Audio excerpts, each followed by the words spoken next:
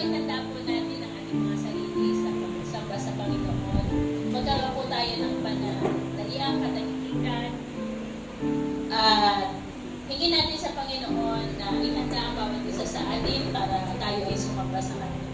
Sa Espiritu,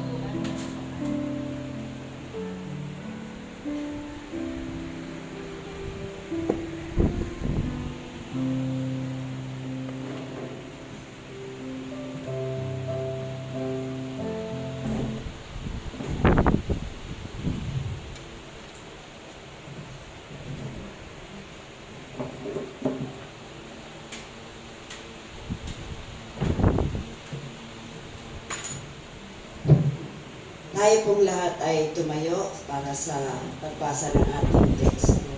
Scripture reading para sa araw na ito. Kung may dala po kayong banal na kasulatan, buksan niyo po sa Joshua 24 verse 15 hanggang sa mga sumusunod. But if serving the Lord seems undesirable to you, then choose for yourselves this day whom you will serve, whether the gods your forefathers served beyond the river or the gods of the Amorites in whose land you are living. But as for me and my household, we will serve the Lord. Reading ko po, but for me and my household, we will serve the Lord. Amen. Tayo po'y sandaling manalangin. Purihin ka, Panginoon, sa akbaran ito. Nawa o Diyos, makita mo ang bawat puso, Panginoon, na handang maglingkod, handang magpuri sa iyo, sa Espiritu at sa katotohanan. Salamat o Diyos sa isang buong linggong nilakaran namin na Ikaw, Panginoon, ang nagsubaybay sa bawat isa. Ikaw, Panginoon, ang naggabay sa amin at nag-ingat sa bawat isa sa amin. Salamat o Diyos sa umagang ito dahil binangon mo kaming taglay, buhay at kalakasan na nagmumula sa iyo. At bilang tugon, Panginoon, dito po ang kalipunan ng iyong mga mananampalataya, Panginoon, na handang magpuri, magpasalamat, luwalhatiin ka sa Espiritu at sa katotohanan. At sa umagang ito, Panginoon, dinadalangin ko po ang iyong anak na gagamitin upang maghatid ng salita mo, upang ang bawat isa, Panginoon, makarinig ay makinabang, Panginoon. Nawa ay gamitin mo po siya malinis na daluyan ng iyong pagpapala. Patuloy namin dinadalangin, O Diyos, ang mga anak mo na on the way na, ingatan mo po sila, Panginoon, hanggang sa makarating dito. At yung iba, Panginoon, na hindi makakarating, O Diyos, tunan mo po ng desire, Panginoon, na sa susunod na mga pagtitipong banal ay nandito po sila, Panginoon, upang sama-sama tayong magpuri, magsamba, magluwalhati sa iyong pangalan. Ito po ang aming dalangin sa tanging pangalan ni Kristo Jesus. Amen.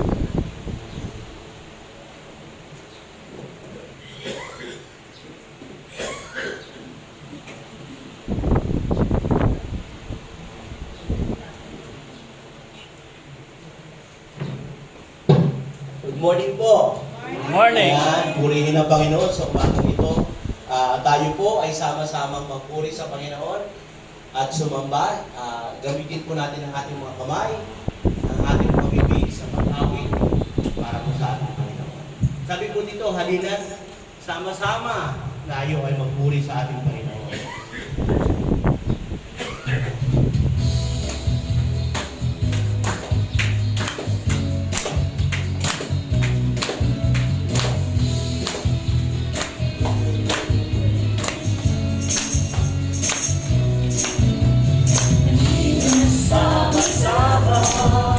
Purihin natin siya, halina't sama-sama, awitan natin siya. Ipalakpak ang inyong kamay, itaas na at ikaway, lahat ay magsabing Diyos ay buhay. Minsan pa, awitan po natin ang Panginoon na sama-sama tayo po ngayon ng pagpuri.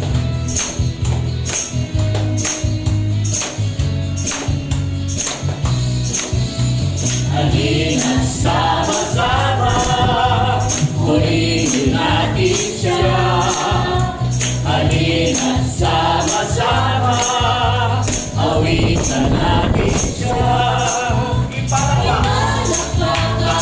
inyong kamay, itaas at ikaway, lahat ay magsabing Diyos ay buhay. Ipalakpak ang inyong kamay, itaas at ikaway, lahat ay magsabing Diyos ay buhay.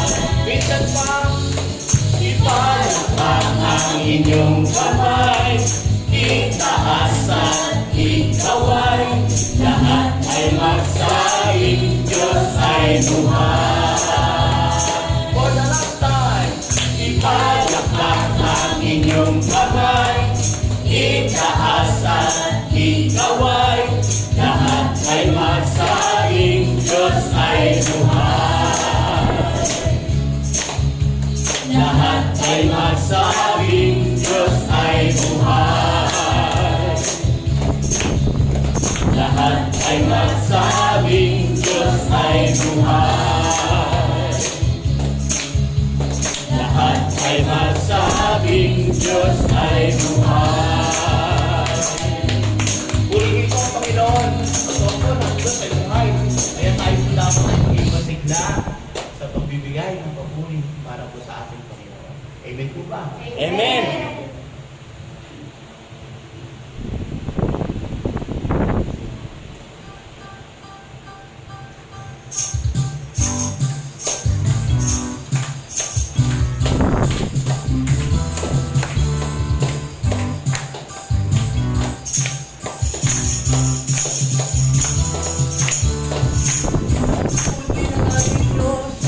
Di siya nagbabago. Napakabuti ng ating Diyos. Di siya nagkukulang. Itaas ang ngalan niya, lahat ng nilikha. Napakabuti nga ng ating Diyos. Napakabuti. Diyos, di siya nagbabago. Napakabuti ng ating Diyos, di siya nagkukulang.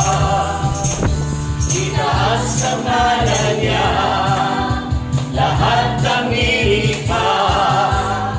Napakabuti nga ng ating Diyos. Ang nais ko magpasalamat sa ating Diyos. Ang nais ko ay magpuri, itaas ang ngalan ni Jesus. Napakabuti ng ating Diyos, di siya nagbabago. Napakabuti ng ating Diyos, di siya nagkukulang. Itaas ang ngalan niya, lahat ng nilikha. Napakabuti nga ng ating Diyos. Nais ko'y magpasalamat sa ating Diyos. Ang nais ko'y magpuri, itaas ang ngalan ni Jesus. Napakabuti ng ating Diyos, di siya nagbabago. Napakabuti ng ating Diyos, di siya nagkukulang. Itaas ang ngalan niya, lahat ng nilikha. Napakabuti nga ng ating Diyos. Napakabuti nga ng ating Diyos. Napakabuti nga ng ating Diyos. Tayo po ay magalangin. O aming Diyos, kayo po ay nararapat lamang namin itaas ang inyong pangalan. Kahit anumang kalalagayan ng aming buhay, nararapat lamang namin kayo puritin, Panginoon, dahil ikaw po ang aming Diyos na banal at mabuti sa lahat. Kayo po ang aming Panginoon na hindi po nagbabago sa anumang kalalagayan. Kayo po ay tunay ng kapangyarihan sa lahat. Kaya nga po,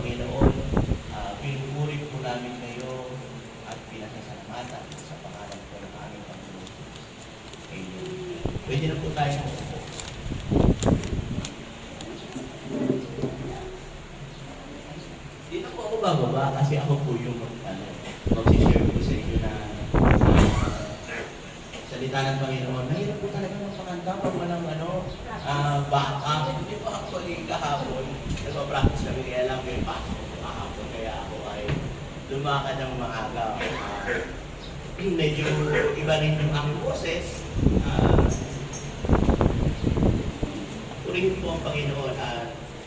Ang nais ko pong ibahagi sa inyo ngayon ay binigyan ko po ng title, God, Love, a Cheerful Giver. So, bakit sabi ko nga, actually marami ako sinishare sa asawa ko na topic. So, doon sa senior ko sa kanya, kasi ako po pag mabuhan mo sa akin, sinasabi ko sa asawa ko, gusto kong topic, gusto kong i-share. Tapos meron akong isang sabi ko sa kanya, meron akong gustong i-share kaya makatamaan ako. Sabi ko gano'n, makatamaan ako sa share ko, kaya sabi ko sa kanya lang muna. Alam po ninyo, kaya gumawa ng mensahe ng experience. Kasi po nga sabi, kapag ibabahagi mo talaga, ay ito ay wag magbubumerang sa'yo. Huwag babalik, kaya mahirap talaga. So, kasi kailangan ang pagbabahagi ng salita ko na parang itong isang living testimony. So, kaya nga sabi nga, pagka nagkukwentuhan ng mga pastor, mahirap mag-share pagka yung isi-share ko yung part ng Panginoon kasi walang power. So, pero kung rin ang Panginoon sabi ko nga, December naman, so God's love a cheerful giver. Ito po ay may silang, kaya pwede po ninyong isulat yung mga ilang verses na po pwede po share. Bago po tayo mag-share, panalangin mo. Totoo Panginoon, kay ikaw po ang aking buhay na Diyos at ang inyong mga salita ay buhay na kumikilo sa amin. Kaya nga dalangin po namin na sa amin pong pakikinig sa inyong mensahe ay buksan po ninyo ang aming pandinig, ang aming paningin, ang aming isipan. Tulungan niyo po kami na huwag pong madistract ng anumang ingay sa paligid. Tulungan niyo kami na mapakinggan po ng ayos ang inyong salita at ito po ay magamit namin sa aming pamumuhay sa pang-araw-araw. Pinupuri po namin kayo sa merong kwento na dalawang magsasaka. Ayan ko lang kung narinig. So in time of harvest, yung harvesting tawag ng harvest sa Tagalog, yung panahon ng pag-aani. So may dalawang magsasaka, pareha silang sower o magsasaka na nagtatanim o anumang bagay. So sa isang banda, sabay sila nag-harvest, sabay yung panahon ng kanihan. Tingin na lang natin sa palay, sabay sila nag-harvest ng kanilang field. So, pagkatapos ng harvest, sabi nung nagkukwentuhan yung dalawang magsasaka, sabi, parehas kasi yung sukat ng kanilang field. So, papalagyan natin yung 1 hectare, bawat isa sa kanila. So, sabi niya, ang dami ko nakaanin ng isa, number 1 ng magsasaka. Sabi, ako din, madami din akong na-harvest. Sabi ng dalawa, siguro sa susunod na tayo, maganda rin yung ating nakalimutan. So, ayun, sabi nga ng dalawa. Sabi ng number 1, hindi na pero para sigurado ko ay isi-save ko yung isang sako ng aking na-harvest. Para meron sa susunod na taniman, siguradong meron akong gagamitin na seeds. Okay? So sabi ko sa Andy, ako nasamantalin ko itong pagkakataon na ito kasi ito yung panahon na maganda yung price ng ng ating hinarvest. So yung isang number 1 na magsasaka, sinave niya yung isang sacks of seed. Yung isa naman, talagang dinarap niya yung opportunity. Na sabi niya nga, bebenta ko ito kasi maganda ang price na yan. So binenta niya lahat. Na-enjoy niya naman kasi maganda yung maganda yung ang tawag dito, yung price. Oo. Ngayon po, ang bigas natin, nagmamahal. Diba? Ang pinaka-lowest na price this month ay aabot na 60 pesos. Maybe. Baka yung 60 pesos pa natin, hindi ba natin umamin? Di ba? No? So, kung sanay tayo sa medyo mabango, malapit na bigas, di ba? Na maputing bigas. Yung ngayon na nabibili natin na 60 na magandang bigas, sa susunod na linggo, maaaring ang 60, hindi na magandang bigas. O maging 70. So, yun ang ating ano ko sa inyo, sa bigas. So sabi nga, merong isang suggestion, di ba sabi? So para huwag tumaas ang inflation rate ng ating bigas, huwag kayong bumili ng madami. Kasi daw, pag bumili ka ng madami, lalong naaapektuhan yung demand. So kasi habang mabilis maubos, yung ating mga negosyante, sinasamantala natin nataas yung price. Kasi mataas ang demand. So hindi nyo na po pasok number, bilihin natin lahat tumataas. Kasi sabi nga, mataas ang demand. So, nakakalungkot na kung kailan siya mabili, doon siya mataas. So, sabi nga sa bigas, huwag tayong bumili ng madami muna. Kung kaya naman yung bigas yun naka-stock for 1 month o next January, hindi mo bumili ng bigas para hindi kayo matulong sa pagtaas ng bigas na presyo. So, kung meron pa kayong stock, alam nyo na hanggang December, end of day ng December, wala kayong bumili. Kung wala kayong bigas, bumigay nyo kasi wala kayo sa sahin. Kaya ang masarap kumain, di ba, alala ng tayo Pinoy kasi ating ang rice talaga. Lalo pag ulam natin ay vaccine na panguso. Hindi na-replace yung vaccine na panguso kami ang prayer with talo. Ayan. So, masarap pa kami bago pa kami. So, sige po, tayo po tayong lahat. Buksan po natin ang ating Biblia sa Ikalawang Korinto 9 hanggang Ikalawang Korinto 9. Magsisimula po tayo sa 6 hanggang 15. Pwede nyo na lamang po akong sundan sa pagbabasa. Tandaan nyo dito, ang nag-aasik ng kaunti ay mag-aani ng kaunti. At ang nag-aasik naman ng marami ay mag-aani ng marami. Ang bawat isa ay dapat magbigay ayon sa kanyang sariling pasiya. Maluwag sa loob at di napipilitan lamang sapagkat ang pag-ibig ng Diyos ay kusang pagkakaloob. Nagagawa ng Diyos na pasaganahin kayo sa lahat ng bagay na higit pa sa inyong pangangailangan upang may magamit kayo sa pagkakawang gawa. Gaya nga ang sinasabi ng kasulatan. Siya'y namudmod sa mga dukha, walang hanggan ng kanyang kabutihan. Verse 10, ang Diyos ang nagbibigay ng binhing ihaasik at tinapay na makakain ang siyang magbibigay sa inyo ng binhi at pagpapalago nito upang paguma ng sagana ang inyong kabutihang loob. 11. Pasasaganahin niya kayo sa lahat ng bagay para lalo kayong patulong sa marami. Sa kayo nadami ang magpapasalamat sa Diyos dahil sa inyong tulong na dadagdag ko sa kanila. Ang pagtulong ninyo ito sa kapatid ay hindi lamang makatutugon ng kanilang pangangailangan, kundi magiging dahilan pa ng walang hanggang pagpapasalamat nila sa Diyos. 13.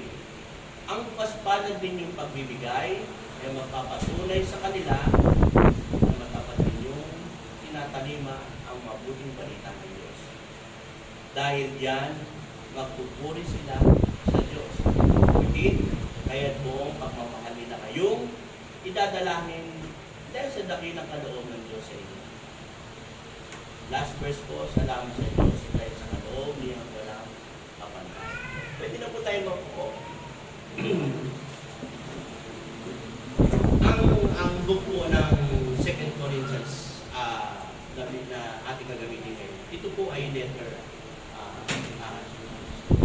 po ng ating kapatid. Ang 2 Corinthians po is pangalawang letter ni Pablo. So ngayon, makikita po ninyo dito, pag binasa niyo po yung 2 Corinthians, meron silang mga dinadanas sa iglesia. So meron dito time na ang ating kapatid na si Pablo tinutuligsa. Alam niyo kung sino tumatalisa sa kanya, tumitiligsa. Diba? nagdadagsa sa kanya o naninira sa kanya. Alam niyo kung sino? Mga kapatid sa iglesia. Kakalungkot, no? Tapos meron silang experience na dumadating yung kahirapan sa loob ng iglesia. So, ibig sabihin, hindi exempted. Yung dumadating sa, sa panahon natin ngayon, ang tawag natin sa kanila, okay, so, sikat na naman si Marites. Kanya-kanya silang mga experience sa loob ng church. No, meron paninira, may mga kahirapan, may kabubuhan, may mga kailangan sa loob ng church, may mga karamdaman. Ito yung kaya yung letter dito, makikita nyo, ina-address sa mga kapatid kung paano malalaman sa inyo kapatid, ina-address kung paano pagtitibayin, ina-address po kung paano magmamahalan, ina-address po dito na magpapatuloy natin yung mga na-experience na di maganda sa buhay natin pananampalataya. Kaya nga nung last Friday, ang amin pong pinag-uusapan sa ating Punanong Friday, ang pagpapatibay, ng pag-uugalin, Kristiyano, at ang pagpapatibay ng pundasyon ng isang Kristiyano. Ito po yung topic ng Friday. So talagang sabi nga namin sa Bible study, makikita mo dito na ito ang gusto ng Panginoon sa atin, magpatibay ng pag-uugaling Kristiyano at higit sa lahat. Sabi nga dito, patibayin natin yung pundasyon natin. Sabi nga, bakit ba may pundasyon ng bahay? Di ba parang matatag? Ano yung dumating? May lindol, may bagyo, yung magiging pagkakas. So sabi ko nga, hindi talaga exempted pang Christian sa mga bagyo na darating sa buhay. So, ito po yung nilalaman ng second letters sa 2 Corinthians. So, pag binasa niyo po yung verse, makikita niyo naman dyan sa inyong topic natin. Okay, pero 2 Corinthians, pinatitibay, gusto na ng ating kapatid na maging matatag tayo. Kasi pinakikita dito, hindi tayo exempted. Okay. Balik tayo sa topic natin. Cheerful giver, ito naman po ay, sabi ko nga, bakit ba kailangan natin mag-cheerful maging, ano ba dito? Ano ba yung layunin yung tapat na pagkakaloob o sinasabi na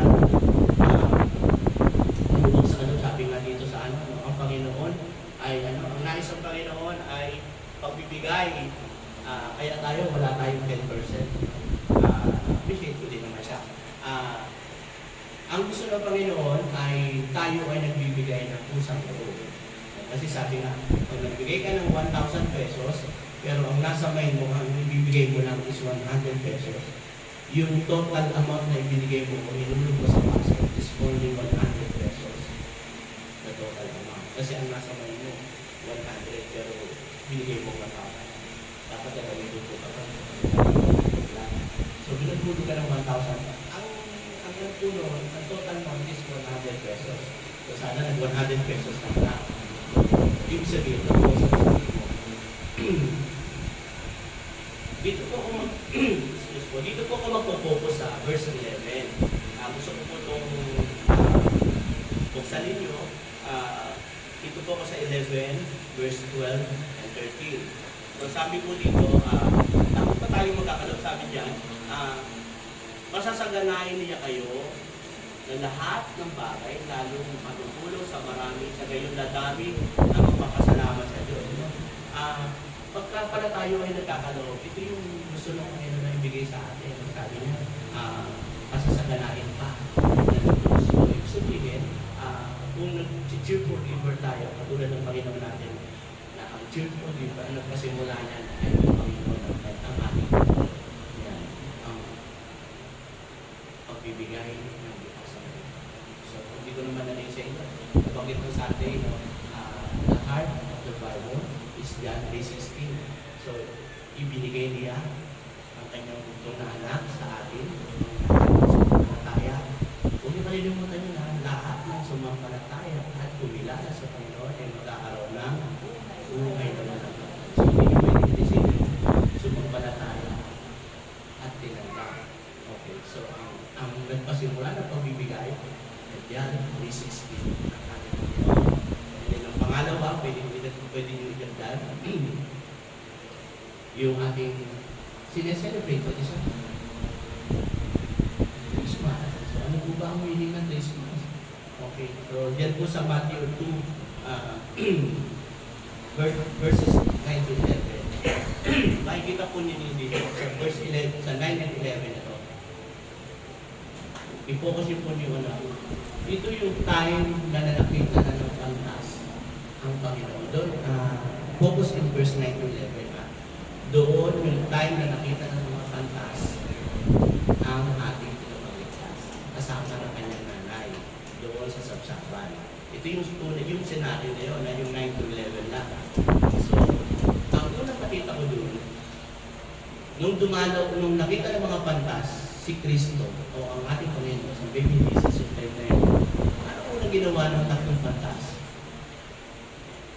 Lumuhod sila. And then pag luhod nila, sabi nga dyan, lahat, ibinigay nila yung kanilang handog. Merong may ginto, may mira.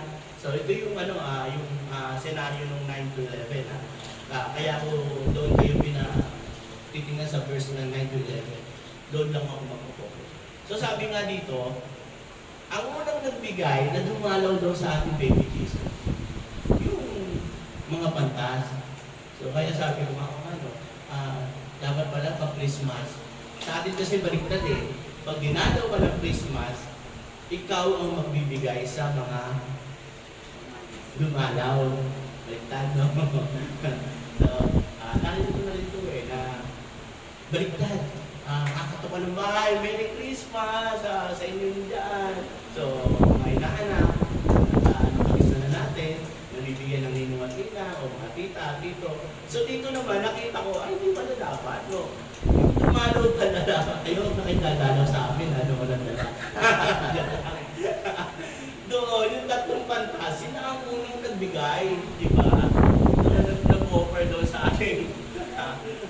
Sige nga, natin, buksan natin sa Matthew,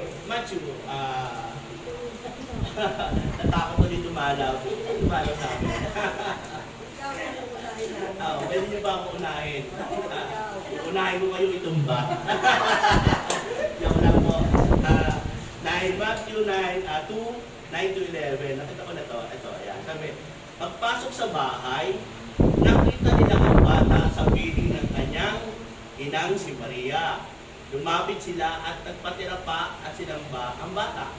Binuksan nila ang kanilang mga sisidlan at inihandog sa kanya ang dala nilang ginto at kamanyang at mira. So take note ha, yung dadalaw sa bahay, yun ang magdadala ng regalo. Hindi kayo bibigyan ng dinalaw nyo. Diba? So, originally, nakita po natin ha, John 3:16, ang Panginoon ang unang nagbigay. And then pangalawa, ininandog niya ang kanyang baby Jesus, diba? Nagkatawang tao para sa atin. So, talagang titingnan po natin. Ito yung tunay na meaning ng Christmas. Yung nakagawian natin. Alam nyo, kami nung sa church namin, ibinan namin pag Christmas fellowship ang Santa Cat o Santa Cat. Binan talaga namin yan, di ba? In-avoid, walang magdadala ng sumplero ni Santa. Kasi bakit nga? Kasi naaagaw yung credit. Dapat yung address sa Panginoon Jesus. Hindi kay Santa, di ba? Baka meron kayo Santa Claus pa dyan sa bahay nyo, magpasok sa pintuan, may tatay ko sa'yo kayo dyan, ha? Iyon ang ating ipamulat sa mga bata. So, ngayon si Santa Claus, i-feed nyo sa kanilang mind na ang Christmas ay dahil sa ating Panginoon Jesus na nag-alay ng buhay, pinigay ng pinanganak, kaya may birthday. So, hindi siya pinag-uusapan kung anong date, kung December 25 po or what. Basta tayo ay nakikisa, nagse-celebrate. Kinikilala natin na mayroong isinilang para sa ating sa katauhan. Ayan. So sabi po dito, ito ang nais ng Panginoon. Kaya sabi, kung magbibigay kayo, balik tayo sa 2 Corinthians. Kung magbibigay kayo, nais ng Panginoon. Magbigay. Dahil ang sabi doon sa, balikan ko yung word ko doon. Ayan. Sabi ng anak ko kanina, Mama, hindi ka ba magpa-PowerPoint? Makaluma kasi ako. Sabi ko, mas gusto ko yung talagang gusto ko yung dati pa talaga na gusto ko sa kagandahang lalaki ko kayo nakatingin. Ayan. Yun ang tama doon. Ang pagbibigay natin, may impact yan sa tao. Okay. Huwag na muna tayo lumabas sa field. Dito na lang muna tayo sa loob. Ang pagbibigay, nararamdaman ng mga kapatid natin na pinikilala natin yung pagbibigay na nagbubula sa salita ng Panginoon. So doon sa verse 11, sabi po ay ito po daw ay makakatulong sa marami. So ito yung nagbibigay ka. Welcome to my own kayo. Hindi yung kagandahan ng church sa bukas. Malayo pa lang, kita ko na kayo. Ayan, so thank you po for your presence po. Ayan. So sabi ko dito, habang nagbibigay tayo, anong gusto ng Panginoon? Kasasaganain pa lalo. Ibig sabihin, hindi siya kasi minsan diba, pag nagbigay ka, sabi nga po, kung nagbigay tayo sa isang kapwa natin o sa isang kapatid natin, pag nagbigay ka, kalimutan mo na yan. Huwag ka nang mag-expect ng balik. Di ba ang bayo nga ng magbigay ka? Makain ka sa mga wala. Magbigay ka sa mga wala. Bakit? Bakit nyo na ina-advise na? Ano po kasi, kung magbigay kayo ng tulong sa mga wala, hindi sila makaganti. So, sino ang gaganti sa binigay mo yung kapal? Ang Panginoon. Kasi ang mayayaman, pag binigyan mo yan, mabalik yung reward mo na, magantihan ka na. Diba, minsan meron mo yung experience. So, ito yung tayo sa Panginoon na iparapag natin yung pagbibigay na talagang totoo, no, katulad sa mga pinag-aaralan natin. Sabi ko sa verse 12, yung una ay yung benefit noon na pasasaganain tayo ng Panginoon. And then ang two, ang pagtulong din ito sa mga kapatid ay hindi lamang makakatulong sa kanilang pangangailangan, kundi magiging dahilan pa ng walang hanggang pasasalamat sa Diyos. Ibig sabihin, pag nagbibigay pa na tayo, lalo na pag nagbibigay talaga tayo sa mga kailangan, nararamdaman nila na merong Diyos. Kasi di ba malalim din yan, di ba? Ay, hindi din nila natulong sa Panginoon. Pag tungkol ka sa kanilang pangangailangan, napipil nila na totoo ka ng Diyos. Kasi meron kapatid ito tutulong sa pangangailangan. Nagpapakita na tayo ng meron salita na tinatanggap ko na sa atin at ina-apply ko natin. So, di ba napakasarap na nagiging kasangkapan tayo ng Panginoon sa pagbibigay. Di ba malimit natin marinig na mas masarap ang nagbibigay kaysa sa tumatanggap. Ito ba yun?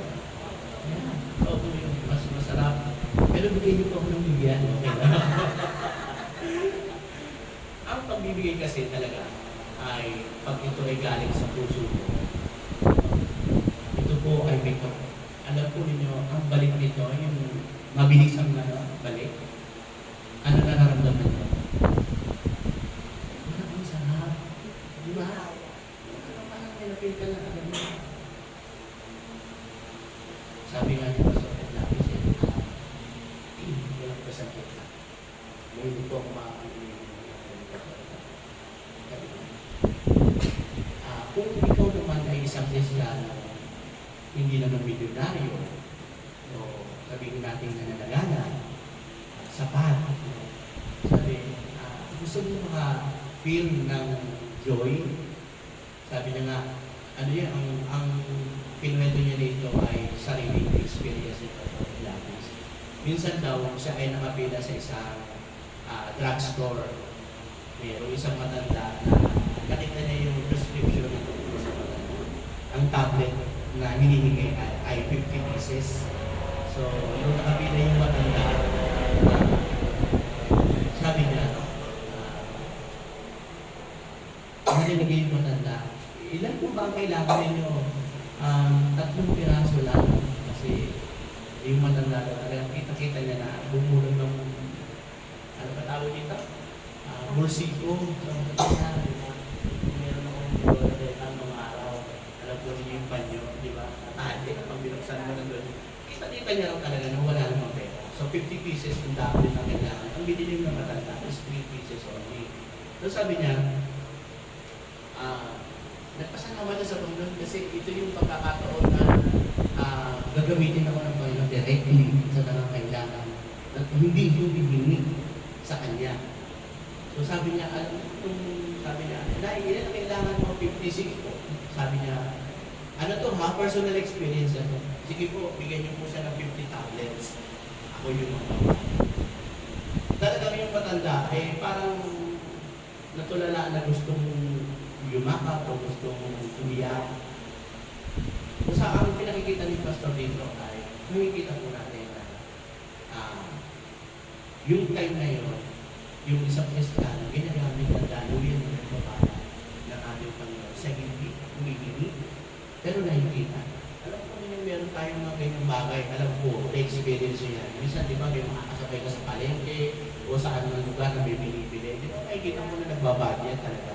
Sabi nga ni Pastor, kung ikaw naman na madami namang pera sa wallet, nakikita mo na nagtitipid, may bumibili ng 1/4 na bigas o 1/2 na bigas. Kung ayaw mong dagdagan yung 1/2 niya, gawin mo 1 kilo. Hindi naman siguro sabi na, hindi naman ikaw maghihirap sa 1/2 kilo na binigay mo doon sa bulo. So, you want experience true joy with giving, try it. Ako nga, sabi ko nga, minsan, alam ng asawa ko yan, talagang, siguro na talagang bata pa lang ako, nakasabay ko na yun sa pagpapasok ko sa akin na daw yung matanda niya, yung po, siguro, kilala ninyo yan, mga taga-tago, na dala-dalawang timba, dala-dala, na talagang nagtitinda ng isda. Nung nakikita ko siya nung bata pa ako, nasa Abinado, na siguro mga 9 or 10 years old ako. Napaka-smart pa nung matanda.